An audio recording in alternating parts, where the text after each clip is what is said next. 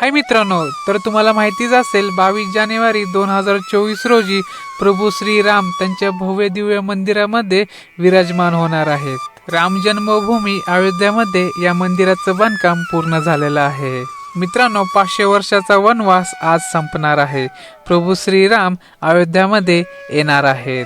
संपूर्ण भारतीय आज दिवाळी साजरी करणार आहे। पुणे शहर संपूर्ण भगवा रंगामध्ये रंगून गेलेला आहे। मित्रांनो, खरोखरच हे भारतामध्ये पहिल्यांदाच होत आहे। हा अनुभव खूप वेगळा आहे। पुण्यामध्ये आणि सर्व भारतभर लोक दिवाळी साजरी करत आहे। लोकांनी घराला आकाशकंदील लावलेले आहे।